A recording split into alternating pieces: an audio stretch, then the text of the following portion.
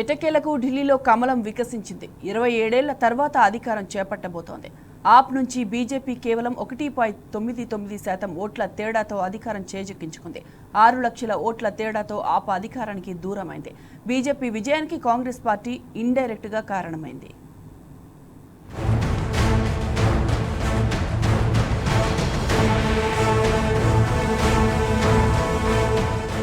27 ఏళ్ల తర్వాత Delhi assembly BJP వశమైంది. 10 ఏళ్ల ఆప్ పాలనకు కమలం బ్రేకులు వేసి అధికారాన్ని కైవసం చేసుకుంది. ఎగ్జిట్ పోల్స్ అంచనాల్ని నిజం చేస్తూ 48 స్థానాల్లో జయకేతనం ఎగరేసింది. గత 2 అసెంబ్లీ ఎన్నికల్లో తిరుగులేని విజయాన్ని కైవసం చేసుకున్న ఆప్ ఈసారి కేవలం 22 స్థానాలతో సరిపెట్టుకుంది. 2013లో ఢిల్లీలో ప్రస్థానాన్ని ప్రారంభించి జాతీయ పార్టీగా ఎదిగిన ఆప్ ఇప్పుడు కంచుకోటలో చతికిలపడింది. ఆ పార్టీ జాతీయ కన్వీనర్ అరవింద్ కేజ్రీవాల్ సహా ముఖ్య నేతలు ఓడిపోయారు. ఈసారి కూడా కాంగ్రెస్ పార్టీ ఢిల్లీ అసెంబ్లీలో ఒక్క స్థానాన్ని దక్కించుకోలేకపోయింది.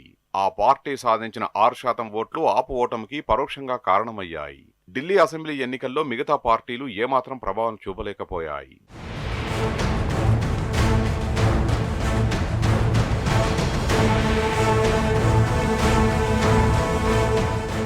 ఢిల్లీ అసెంబ్లీ ఓట్ల లెక్కింపు మొదటి రౌండ్ నుంచి ఆమ్ ఆద్మీ పార్టీపై బీజేపీ స్పష్టమైన ఆధిక్యాన్ని ప్రదర్శించింది. అధికారం సాధించేందుకు 36 స్థానాలు కావాల్సి ఉండగా 48 స్థానాల్ని బీజేపీ దక్కించుకుంది. 2015 ఎన్నికల్లో 2 స్థానాలకు, 2020 ఎన్నికల్లో 8 స్థానాలకు పరిమితమైన బీజేపీ ఈసారి పుంజుకుంది. 2015లో 57 స్థానాలు, 2020లో 52 స్థానాలతో సత్తా చాటిన ఆప్ ఈసారి 22 స్థానాలకు పరిమితమైంది. గత 2 అసెంబ్లీ ఎన్నికల్లో 0 స్థానాలకే పరిమితమైన కాంగ్రెస్ పార్టీ ఈసారి కూడా ఒక్క సీటు గెలవలేకపోయింది.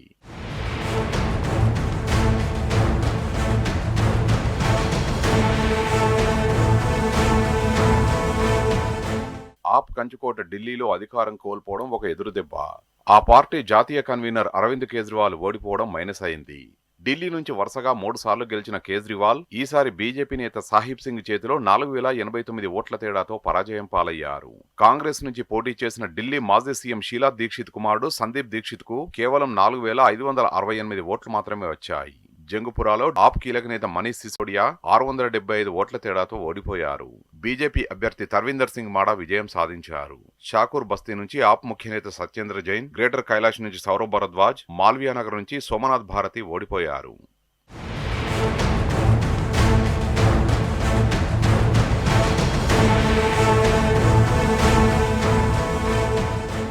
సీట్ల సంఖ్య పరంగా చూస్తే ఆప్పై బీజేపీ ఆధిక్యంలో ఉంది. ఓట్ల పరంగా స్వల్ప ఆధిక్యంలో ఉంది. బీజేపీకి 45.50% ఓట్లు రాగా ఆప్కు 43.57% ఓట్లు వచ్చాయి. బీజేపీకి 1.08% ఓట్లు మాత్రమే ఎక్కువ వచ్చాయి. ఓట్ల సంఖ్యలో 2% తేడా ఉంది. బీజేపీకి 43.23 లక్షల ఓట్లు రాగా ఆప్కు 41.33 లక్షల ఓట్లు వచ్చాయి. ఆప్ ఓటమికి ప్రభుత్వ వ్యతిరేక ఓటు కారణమైంది. ఆప్పై బీజేపీ పెద్ద ఎత్తున అవినీతి ఆరోపణలు చేసింది.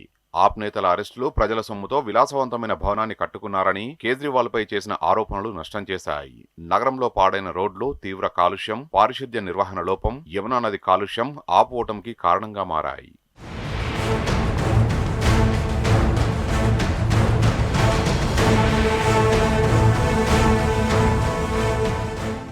హర్యానా, మహారాష్ట్ర అసెంబ్లీ ఎన్నికల్లో దారుణంగా ఓడిన కాంగ్రెస్ పార్టీ పరిస్థితి ఢిల్లీలో కూడా మారలేదు.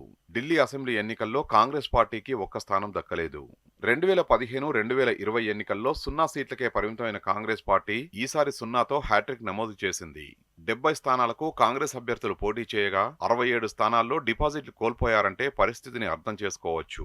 69 నియోజకవర్గాల్లో కాంగ్రెస్ అభ్యర్థులు 3వ స్థానానికే పరిమితమయ్యారు. ఢిల్లీ పీసీసీ అధ్యక్షుడు దేవేందర్ యాదవ్, మహిళా కాంగ్రెస్ జాతీయ అధ్యక్షురాలు అల్కా లాంబా, మాజీ సీఎం షీలా దీక్షిత్ కుమారుడు సందీప్ దీక్షిత్ వంటి కాంగ్రెస్ ప్రముఖ నేతలంతా దారుణంగా ఓడిపోయారు.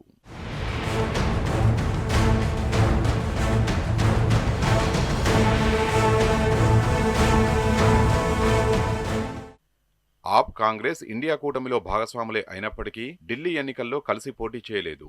ఇది బీజేపీకి కలిసొచ్చింది. 2 పార్టీల మధ్య ఓట్ల చీలికతో బీజేపీ విజయం ఈజీ అయింది. కాంగ్రెస్ పార్టీకి 6.34% ఓట్లు, అంటే దాదాపు 6 లక్షల ఓట్లు పోలయ్యాయి. గత ఎన్నికల్లో 4.26% ఓట్లు సాధించిన కాంగ్రెస్ పార్టీ ఈసారి 2% పైగా ఓట్లు ఎక్కువగా పొందింది. ఇది ఆప్పై బీజేపీ సాధించిన ఆధిక్యం కంటే కాంగ్రెస్ పొందిన ఓట్లు ఎక్కువ. దాంతో ఢిల్లీలో బీజేపీ విజయానికి కాంగ్రెస్ ఇండైరెక్ట్ గా కారణమైంది. ఓటమి పాలైన ఆప్ కీలక నేతల స్థానాల్లో బీజేపీ అభ్యర్థులు సాధించిన మెజారిటీ కంటే కాంగ్రెస్ అభ్యర్థులకు ఎక్కువ ఓట్లు రావడం ఇందుకు అద్దం పడుతుంది.